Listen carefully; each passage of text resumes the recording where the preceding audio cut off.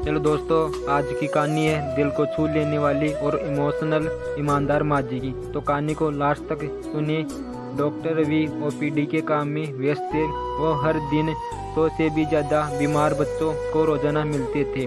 वो इस काम को किसी मशीन की तरह हर दिन किया करते। उनके सहायक ने उनके चैम्बर में आकर उन्हें बताया, 2 औरतें एक बच्चे को लेकर आई है। बच्चा सांस भी बड़ी मुश्किल से ले पा रहा है। आप कहे तो उन्हें अंदर भेज दूं? डॉक्टर ने हाँ में सिर हिलाया। एक बूढ़ी औरत और एक जवान औरत डॉक्टर के चैम्बर में आई। बूढ़ी औरत ने अपने हाथों में एक 1.5 साल का बच्चा पकड़ रखा था। दोनों के मटमैले कपड़े और सारी हालत देखकर डॉक्टर ने उनकी आर्थिक परिस्थिति को समझ लिया। डॉक्टर ने इशारे से दोनों को अपने टेबल के पास वाली कुर्सियों पर बैठने को कहा। डॉक्टर ने पूछा, बताइए माँ जी, क्या हुआ है बच्चे को? माँ जी बोली, 3 दिनों से मेरे बच्चे को जुकाम हो रखा है। आज तो बड़ी मुश्किल से सांस ले पा रहा है। साहब देखिए, जरा बड़ी तकलीफ में है मेरा लाल।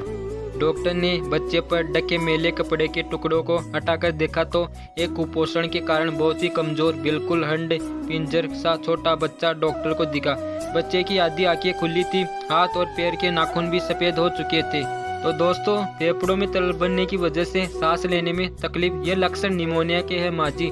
डॉक्टर ने माँ जी से फिर कहा, देखिए माँ जी, बच्चे की हालत बहुत गंभीर है। उसे तुरंत शहर के बड़े सरकारी अस्पताल में दाखिल करवाना पड़ेगा। हो सकता है वहाँ पर उसे श्वास की मशीन की जरूरत पड़े।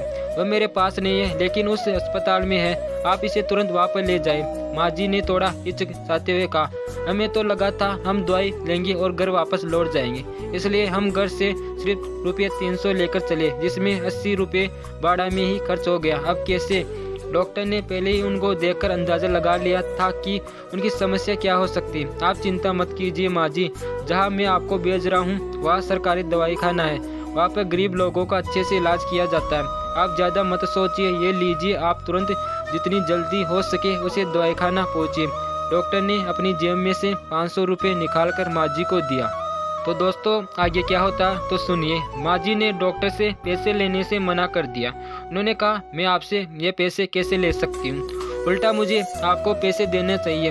आप फिक्र मत कीजिए माँ जी, हम अभी बस स्टेशन पर जाते हैं, वहाँ पर किसी से संदेशा भिजवाते हैं। इस बच्चे का बाप कुछ ना कुछ करके पैसों का इंतजाम कर लेगा। डॉक्टर को माँ जी का ऐसा व्यवहार देखकर काफ़ी अचरज हुआ, क्योंकि उन्होंने कई ऐसे लोगों को देखा था जो किसी भी बहाने पैसे छीनने को तैयार रहते हैं। और यह गांव की गरीब माँ जी है, जिन्हें इन पैसों की इतनी सख्त जरूरत है, फिर भी पैसे लेने से मना कर रहे हैं। देखिए माँ जी, समझने की कोशिश कीजिए, बच्चे की हालत बहुत गंभीर है। आप बस स्टॉप तक जाइए, संदेशा भिजवाएगी, बच्चे का बाप कहीं से पैसा का इंतजाम करेगा। इन सब में काफ़ी देर हो जाएगी और आपका बच्चा इस स्थिति में नहीं है कि ज़्यादातर देर बर्दाश्त कर सके। हो सकता है थोड़े हिस्से में आपसे बाहर से कुछ दवाइयाँ या इंजेक्शन मंगवाए जाए, तब आपको इन पैसों की जरूरत पड़ सकती है। अब ज़्यादा सोचने में समय ना गवाइए, और भी पैसों की जरूरत पड़े तो हिचकिचाइए मत, नहीं मेरे पास आ जाएगा, डॉक्टर ने कहा। और दोनों औरतें ही पैसा लेना नहीं चाहती थी, लेकिन उनकी मजबूरी थी या फिर बच्चे की बिगड़ती हालत। उन्होंने बेमन से पैसे ले लिए और अस्पताल की तरफ रवाना हो गई। डॉक्टर रवि फिर से अपनी उस मशीन दिनचर्या में लग गए।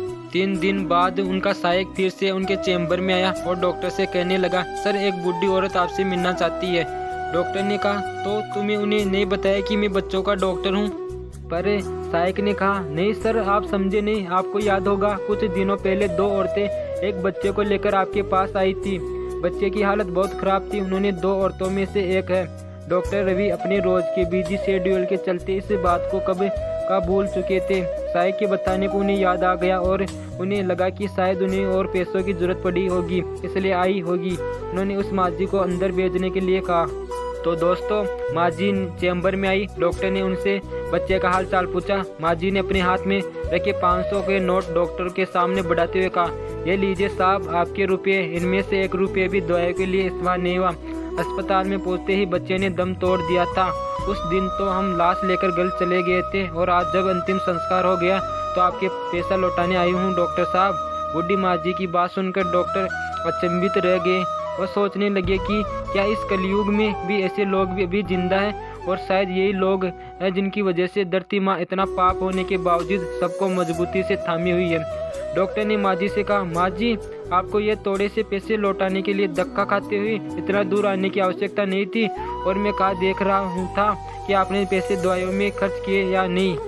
आप तो नहीं देख रहे थे डॉक्टर साहब, लेकिन मेरा भगवान तो देख रहा था, माँ जी ने अपना पक्ष रखते हुए कहा। और पैसे डॉक्टर ने टेबल पर रखकर चली गई। झुकी पीठ के साथ चलती बुढ़ी माँ जी को देखकर डॉक्टर के दिल में फिर ख्याल आया, पढ़े लिखे भ्रष्टाचारी लोग जो ईमानदारी की बातें करते हैं, उनका बोझ गांव देहात के इन अनपढ़ लेकिन सच्चे ईमानदार लोग उठाते हैं, इसलिए वो झुक जाते हैं। दोस्तों, ईमानदारी पर दिल सुन लेने वाली यह कहानी हमें सिखाती है कि पेट भरे होने पर भगवान की भक्ति और ज्ञान की बातें जैसे कोई भी कर सकता है, वैसे ही पैसों के होने पर ईमानदारी की बातें करना कोई बड़ी बात नहीं है। बड़ी बात तब है जब आपके पास सभी चीज़ें वस्तुओं की कमी हो और फिर आप अपनी नैतिकता पर अड़े रहे। आपको यदि यह कहानी अच्छी लगी तो दोस्तों चैनल को सब्सक्राइब करें।